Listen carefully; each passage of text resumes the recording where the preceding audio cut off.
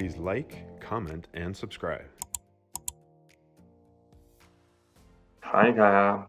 This is Florian from Oslo, Norway. And I got a question for you. So, in life, we are with many different people, we're in many different spaces, and in this like horizontal world, we might have different intentions, and we might be aggressive and full of ourselves, full of conflict, and in general, being very primitive. And I find it difficult not to be affected by that. I can go somewhere and try to be in a state of love. And then I meet people who are aggressive, blaming, and full of gossip and all that. And it's difficult then to stay in a state of the heart. So, how can I be in service when people are like that? Thank you. This is something that I think most people on a spiritual path can relate to.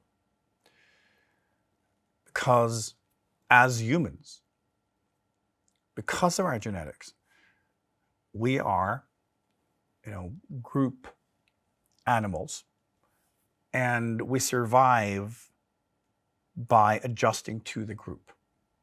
Okay? It's how humans have survived. It's because we start living together and then we specialized, and we discovered that that was better. Someone being very good at hunting, that was better than them also doing the farming. It was better that we had different people, they could specialize and get better at it. But that also meant that we became dependent on each other. And that started to create that group dynamic that we still have today. And it's in our genetics, which means that we are extremely vulnerable to what other people do and what they think. And as a life form, we're supposed to adapt to that, because wherever we're in that space, that's the group. That determines the survival and the rules of survival. And we will, as a life form, try to adjust to that to figure out how can I survive in this space. And you become that group, and you have to succumb to the rules of that space in order to survive. It's in your genetics. So it means that wherever we go, it is very difficult to not be affected, because your body is, wherever you are, you can feel that there's a difference between your energy and their energy. Your body will start to adjust, because if you don't, that could be dangerous from a group survival point of view. And the group could determine you as, not useful, which means you could be thrown out of the group and therefore you would die. This is part of how we operate. So, how can we get to a place of not being influenced? It's back to what I often talk about, triggering and reaction. That adjusting to other people and to space is reaction. This is what evolution is about. So when you have in your brain, nervous system determine that, okay, there's a difference here, I have to adapt, it's reaction. Then you see yourself as an extension of the space, which is the horizontal way, right? The space is true, and you are an extension of it, therefore you have to adapt. That's a horizontal perspective. In the vertical, it's like the world is an extension of me. The world is my own echo.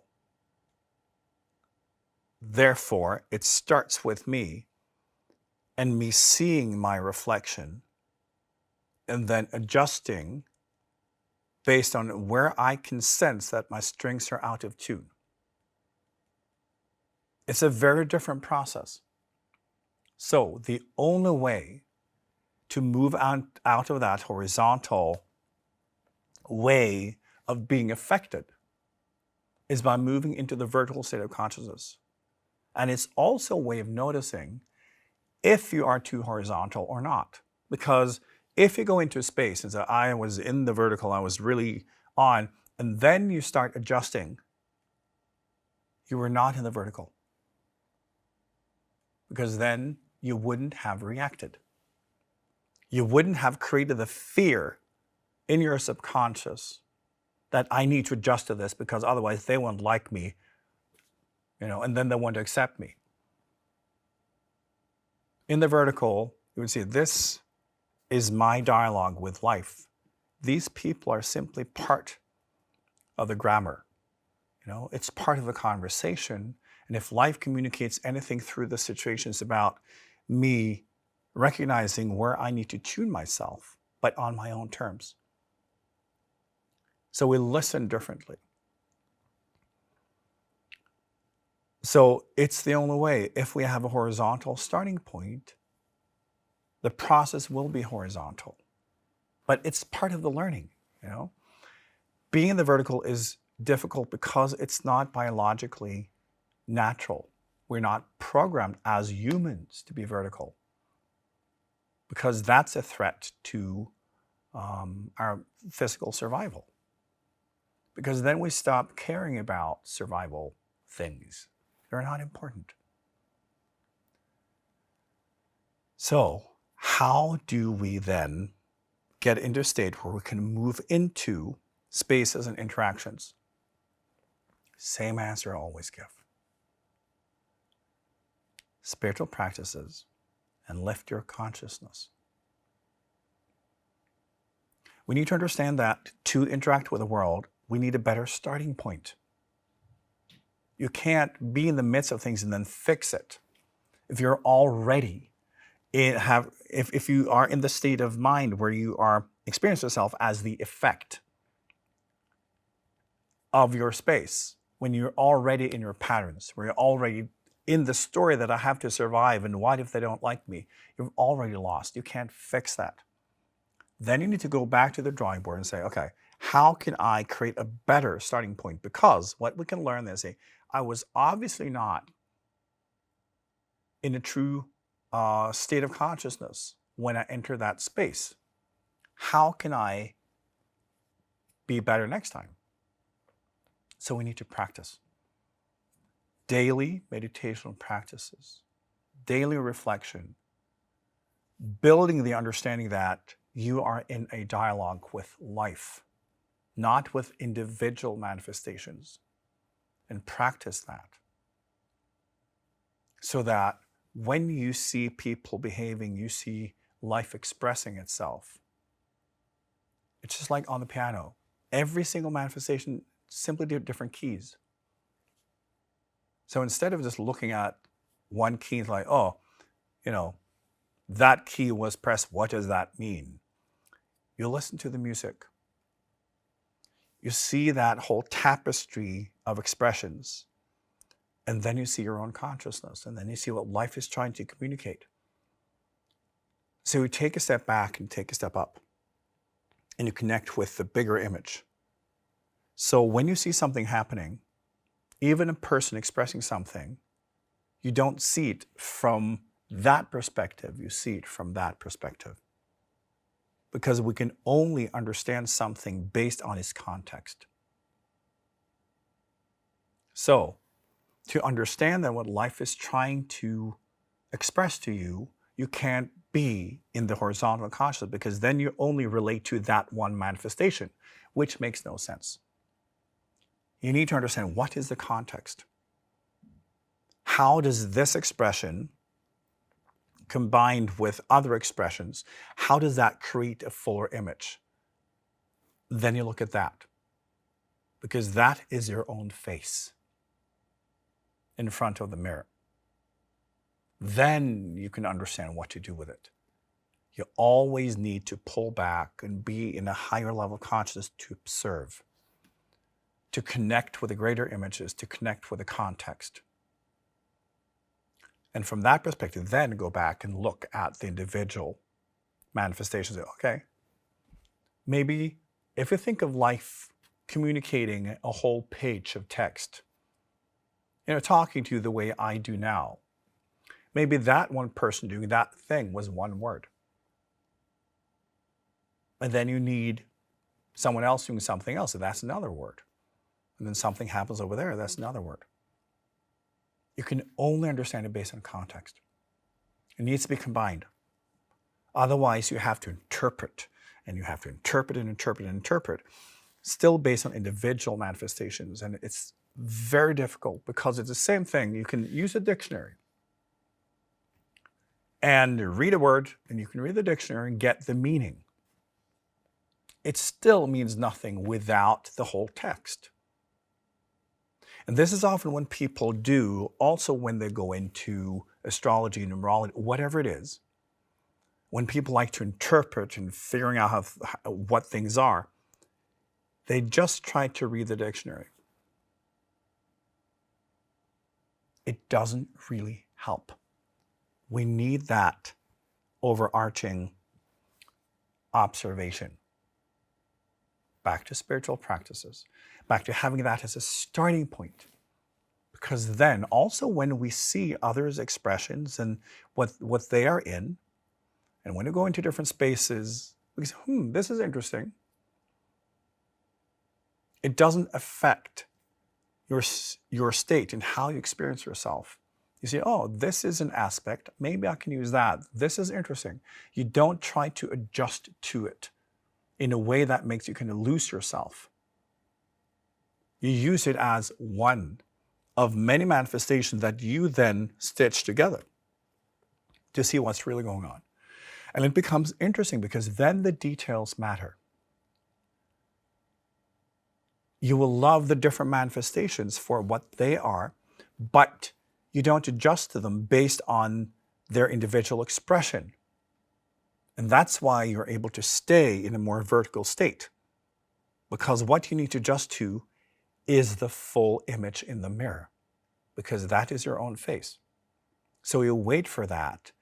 And you always try to then be in that higher level of consciousness. Seeing like, how does this manifestation connect with whatever else I'm in contact with? And then you reflect and you bring it into meditation.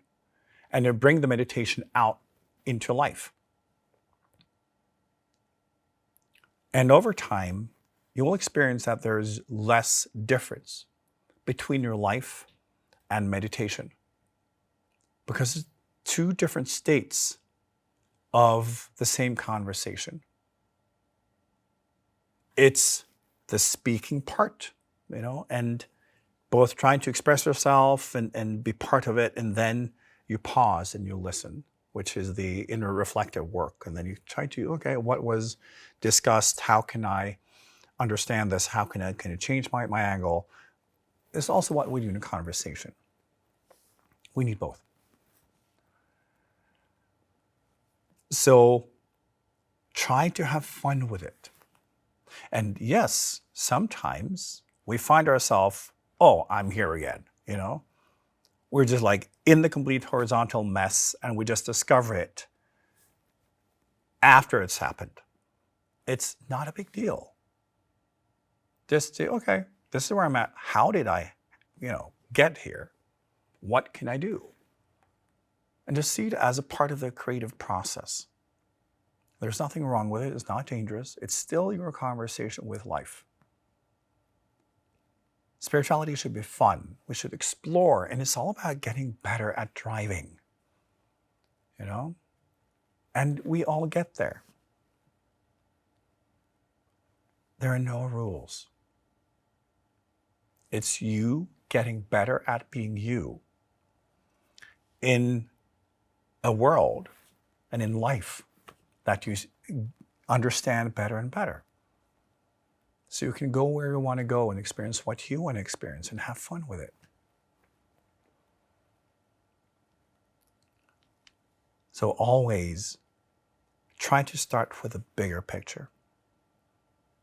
Always create an image that is so big that you are beyond your definitions, beyond your stories, and that everything you think you know, it's all placed within that context. And just observe it like, an amusement park. Somewhere where you go to study and have fun, and where, yes, you can go into the complete horizontal perspective. You can also pull your way out of it and Remember that being in the vertical does not mean that we should stay away from the horizontal. It simply means that we do not get stuck in it, which means that we can go even deeper. Which is also why I always say that we should fully engage. We should fully embrace. We should go to the most colorful parts of life, the deepest basements, the highest lofts, everywhere, because we won't get stuck. The more we understand, we can go anywhere. It's not dangerous. And that's why also rules and the stories that things are good or bad is not relevant anymore. Because as long as you go somewhere and have an experience you haven't had before, worth it, and we grow and we figure it out. So we become fearless. And we're having too much fun. And after all, isn't that what we want?